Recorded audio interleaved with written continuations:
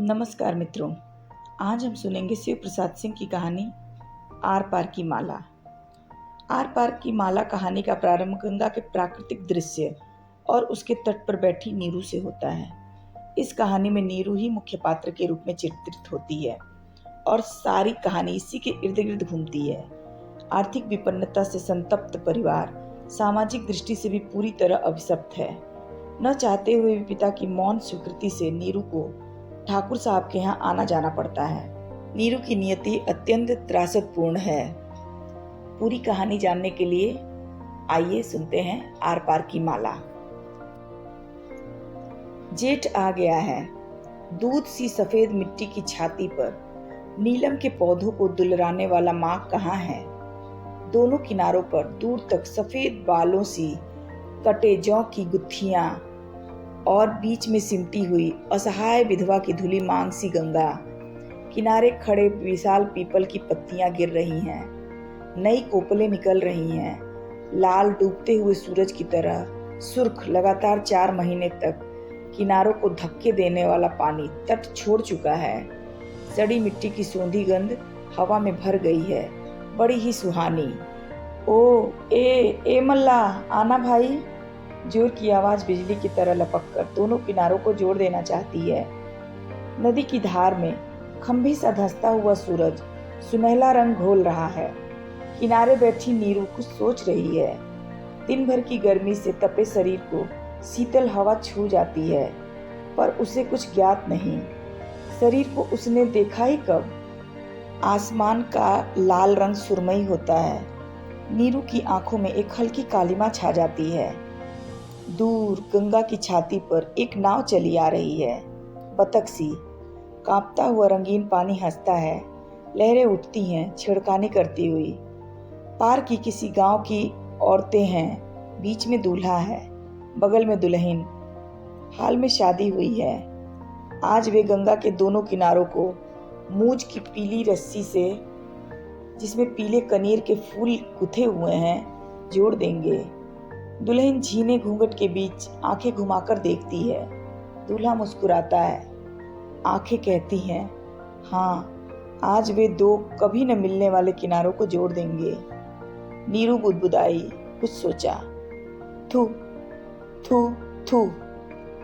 उसने अपने होठ काट लिए। लंबी सांसें उठी और खो गई। उसकी उजड़ी स्याह आंखों में बीते दिन का रंगीन आसमान झांकने लगा। माघ के दिन थे। दिन में दपदपाता सूरज चांद सा लगता।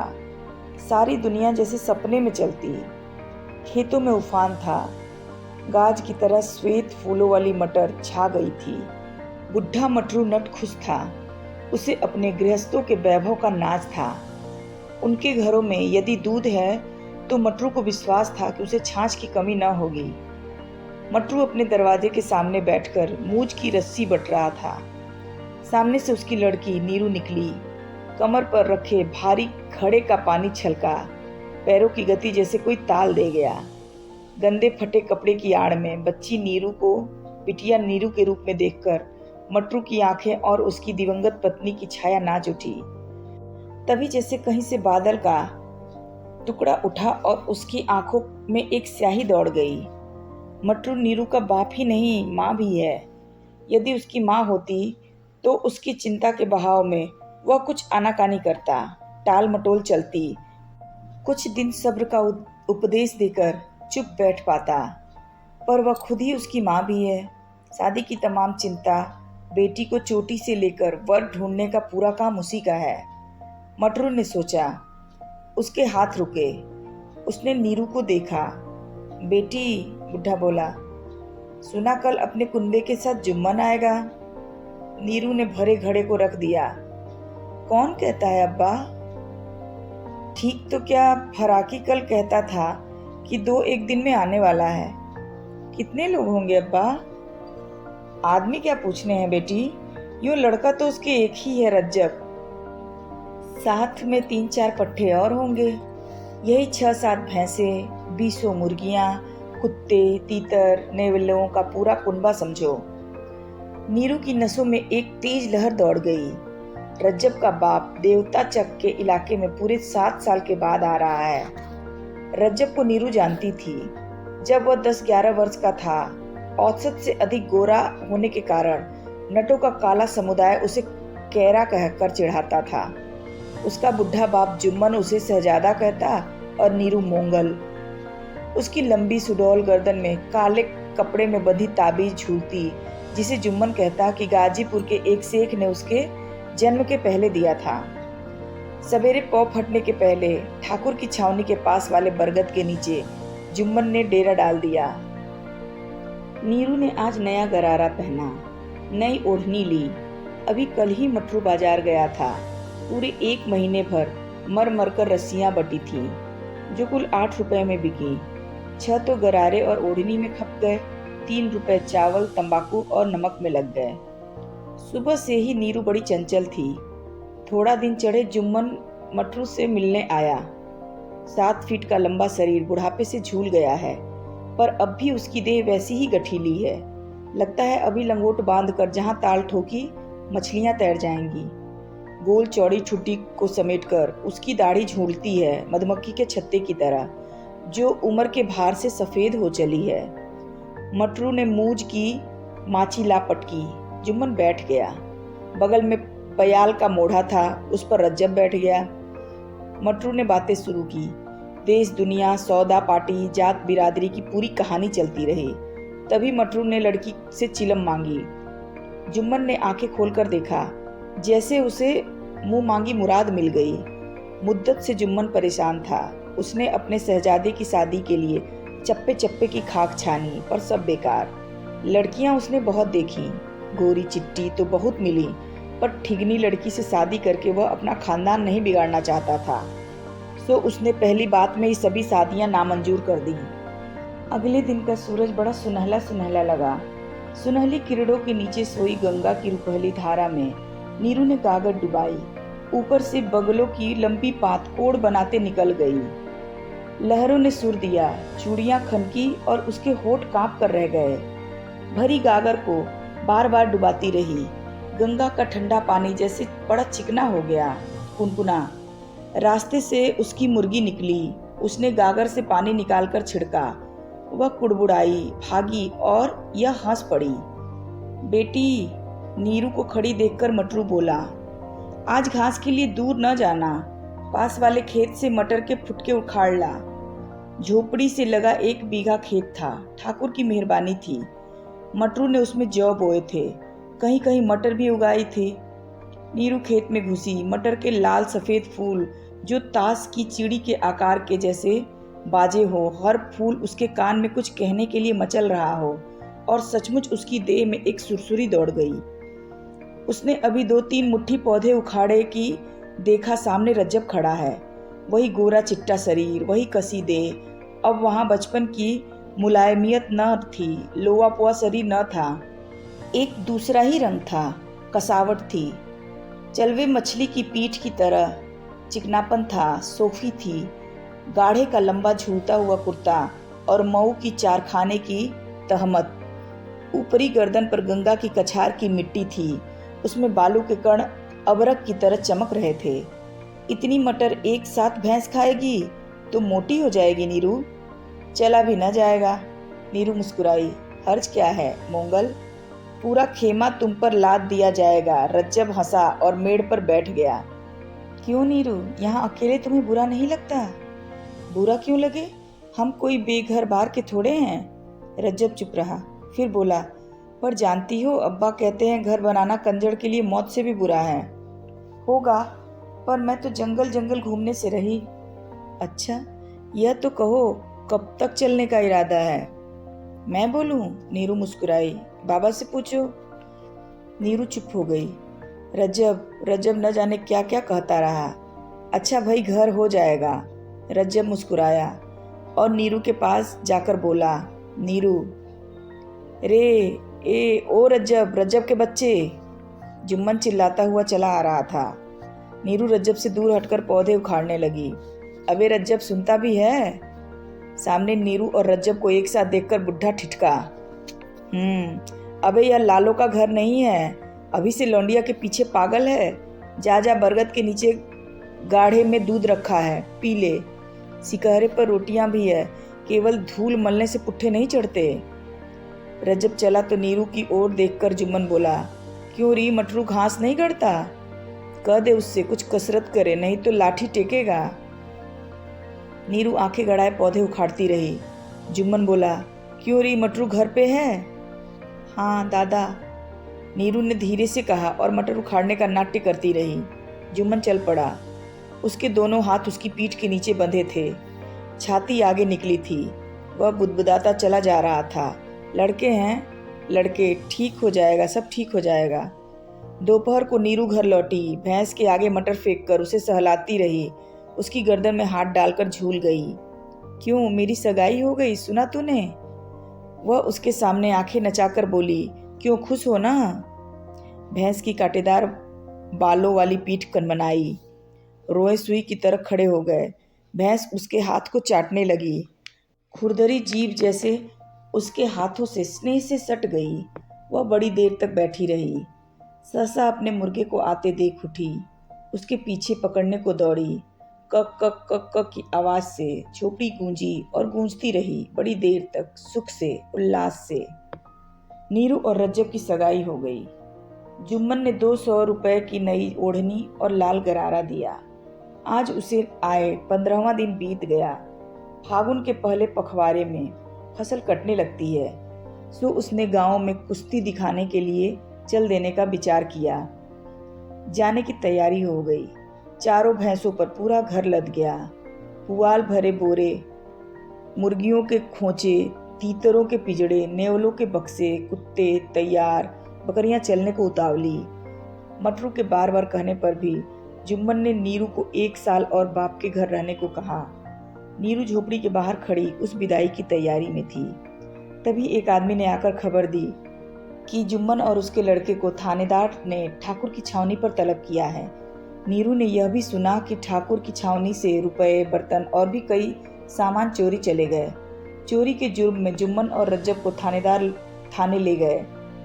भैंसें मवेशी खाने गईं, मुर्गियां थानेदार के खानसामे के पास, बकरियां लापता हो गईं, कुत्ते मारे मारे फिरे, पूरा कुनबा उजड़ गया। उस साल बारिश नहीं हुई, धान की खड़ी फसल सूख गई, चैती की भी कोई उम्मीद न थी।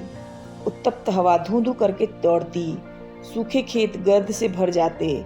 मटरू के परिवार के फाके का 5वां दिन था। वह दिन भर बैठकर रस्सियां बटता रहा, पर कोई उसे खरीदने को तैयार नहीं। झोपड़े का एक एक कोना रस्सियों से भर गया, पर चूल्हे में आग जलने की नौबत न आई। सूखा फागुन था, पलास फूले थे पर शोभाहीन। पानी के अभाव में महुए में भी फूल नहीं आए। बड़ा उदास सा सुनसान छा रहा था। मटरू अपनी झोपड़ी में आकर बैठा। वह कांप रहा था। उसकी आंखों के सामने एक घना अंधेरा था। वह बुढ़ा था, शरीर में न फुर्ती है न चलने की शक्ति। गांव गांव घूमकर भीख मांगने की भी ताकत नहीं। लड़की जवान है, उसे भीख के लिए भेजना मुश्किल था। वह जमींदार की छावनी से लौटा है, खाली हाथ। कहाँ गए थे अब्बा? नीरू ने पूछा। कहीं नहीं बेटी, गंगा की ओर जाने का इरादा था, जा न सका, कमर में बड़ा दर्द है, उसने कहा। पर लगा जैसे कुछ ऐसे विचार उसके दिमाग में तूफान उठा रहे हैं कि उसका शरीर काबू में नहीं। आंखें रोशनीहीन बुझी लौ सी जल रही हैं। पूरा शरीर कांप रहा है। शाम हो रही है, 2-1 घंटे दिन शेष है। नीरू एक चारपाई पर लेटी आसमान की ओर देख रही थी। दोपहर का दरवाजे पर बैठा मटरू वैसे ही पड़ा था। बेटी, उसने पुकारा। क्या है अब्बा, कुछ कहा? झटके से उठकर नीरू उसके पास बैठ गई। हकलाते हुए मटरू बोला, जरा छावनी में चली जा, ठाकुर से 2 रुपए मांग ला, कहना मेरी कमर में दर्द है। लड़की ने बाप की आंखों की ओर देखा, जो शर्म के मारे धरती में गड़ी हुई थी। उसने कुछ कहा नहीं, चुपचाप छावनी की ओर चली गई। बड़ी देर के बाद नीरू लौटी। बुढ़े के सामने 5 का नोट फेंक कर बोली। ठाकुर के पास फुटकल न थे और बिना उसकी ओर देखे झोपड़ी में चली गई। मटरू ने रुपए उठाए, लाठी टेकता बाजार की ओर चला। नीरू झोपड़ी में पड़ी पड़ी देर रात तक रोती रही। याद आया तो उसने घड़ा उठाया और नदी की ओर चल दी। आगे वही भैंस बंधी थी। उसने देखा नहीं, मुर्गी चली जा रही थी, उसके पीछे 8-10 चूजे मटमैले घिनौने। नीरू आगे बढ़ गई। सूखे और जाड़े की मार से सिकुड़ी नदी चली आ रही थी, बड़ी ही सर्द। नीरू किनारे पर बैठ गई। पछुआ का सन्नाटा तीर सा लगता, पीपल के पत्ते खड़खड़ा उठते जैसे सन्नाटा कान झाड़ रहा हो। साल भर बीत गया। जुम्मन का खेमा एक बार फिर छावनी वाले बरगद के नीचे पड़ा। अंधेरा होते होते रज्जब नीरू के पास पहुंचा। वह देखकर रोने लगी। बहुत समझाने पर चुप हुई। मटरू दादा कहाँ हैं? रज्जब ने पूछा। ठाकुर के यहाँ। ठाकुर के यहाँ? रज्जब की आंखें जैसे छल उठी। वहाँ उनका क्या काम? उनको गांजे से मतलब है। दिन भर चिलम भरते हैं, पीते हैं, पिलाते हैं। शाम को बुत की तरह लेटकर खुदा को याद करते हैं। तुम यहाँ अकेली रहती हो? नहीं, मैं भी वहीं रहती हूँ। झोपड़ी में तो कभी कभी आती हूँ। जानते हो, ठाकुर की 2 औरतें हैं, मगर उनसे मन नहीं भरता। बाप नौकर है तो बेटी नौकरानी। और वह सुबक सुबक कर रोने लगी। फिर सहसा थूक कर बोली, उबकाई आती है। रज्जब ने कहा और चुपचाप झोपड़ी से बाहर हो गया। नीरू ने पुकारा, मोंगल, पर जैसे उसने सुना ही नहीं। रात के सन्नाटे में खड़ी वह अंधेरे में ताकती रही और उसकी कातर पुकार पेड़ों से प्रतिध्वनित होकर वापस लौट आई। सवेरे जुम्मन ठाकुर की छावनी पर पहुंचा। मटरू वहीं बैठा था। उसे देखते ही जुम्मन बोला, सलाम मटरू भैया, जरा जल्दी है, अपनी झोपड़ी को चलो। झोपड़ी में क्या रखा है? मटरू बोला, कहते क्यों नहीं, यहीं क्या कोई पराया है? यहाँ? हाँ, यहाँ क्या किसी से पर्दा है? ठाकुर साहब क्या दुश्मन है? जुम्मन की आंखें चढ़ गई। होंगे भाई दोस्त, हमें इससे क्या। लड़की विदा करो, चले अपनी राह। लड़की? मटरू हंसा। लड़की चोरों के साथ न जाएगी। खबरदार मटरू, जुबान खींच लेंगे। जुम्मन खड़ा हो गया। चोर कहने वाले? यहाँ तो अपनी आबरू पर मरते हैं, रहते हैं इज्जत के साथ बरगद के नीचे या जेल के पीछे। शोर मत करो, मटरू बोला, हमें सुनने का वक्त नहीं। नीरू बगल की दीवार के पीछे खड़ी थी। वह बार बार रज्जब को देखना चाहती थी। वह चुपचाप खड़ी थी। नीरू सोचती, मटरू ठाकुर के हाथ बिका है। बिके हैं। बुढ़े झूठे झगड़ा करते हैं। वह लाख मना करने पर भी नहीं मानेगी। रज्जब का चेहरा बड़ा उदास था। नीरू देखती एक सुनसान मुर्दे की दीवार सा डरावना क्षितिज, सामने रज्जब, मृग मरीचिका की एक लहर जिसमें अस्थिरता नहीं है, बहाव नहीं है, और ना जाने किस शंका से उसका मन कांप उठता है। मटरू, जुम्मन एक बार फिर बोला, पछताओगे भाई। दूसरों के इशारे पर अपनी खानदानी असमत मत बेचो। क्या टर टर करते हो? मटरू बोला। कह दिया, वह चोरों के साथ न जाएगी। न जाएगी रखो। रज्जब क्रोध से कांप उठा। जाएगी तो तुम्हें रोटी कहाँ से मिलेगी? बेशर्म बेहया लड़की लेकर हम क्या करेंगे? लाओ हमारे 200 रुपये। मटरू दौड़ा। उसके हाथ में एक मोटा डंडा था। ऐसा ना करो अब्बा। नीरू बगल से दौड़कर उसके पैरों पर गिर पड़ी। इनका 200 रुपया लौटा दो। वह चुपचाप धरती की ओर देख रही थी। ठाकुर मुस्कुराए। मटरू ने उनकी ओर देखा। वे भीतर जाकर नोटों का एक बंडल ले आए। जुम्मन की ओर फेंक कर बोले, ये हैं तेरे रुपए, गिन ले। और सुन, इसी दम इलाका छोड़ दे, वरना इस बार छूटना भी मुश्किल होगा। जुम्मन ने रुपए गिने और बोला, अभी सरकार। कटे जौ की सफ़ेद बालों सी भूरी खुत्थियाँ और उसके बीच असहाय विधवा सी गंगा की धार। ओ ए मल्ला भाई, आना। कब तक तंबाकू पीते रहोगे? हमें अपने पार तो पहुंचा दो। नीरू का ध्यान टूटा। उसने देखा आसमान में फफोलों की तरह तारे उगने लगे हैं। दूल्हा नाव पर बैठा दुल्हन की ओर देखकर मुस्कुराया। आंखें बोली, हमने 2 किनारों को बांध दिया। दुल्हन मुस्कुराई, यह बंधन दृढ़ हो।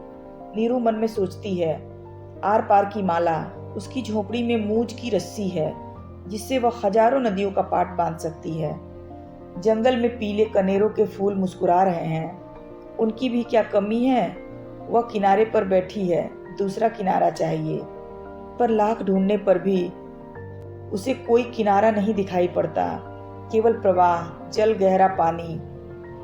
उसके मन में किसी की बगल में बैठकर पार जाने की इच्छा है, पर कोई किनारा नहीं, केवल पार की माला, आर पार की माला। तो आप सुन रहे थे शिव प्रसाद सिंह की कहानी आर पार की माला। अगर आपको मेरी कहानी पसंद आई है तो मेरे चैनल को सब्सक्राइब करें, वीडियो को लाइक और शेयर जरूर करें। तब तक के लिए आपका दिन शुभ और रात्रि मंगलमय हो। धन्यवाद।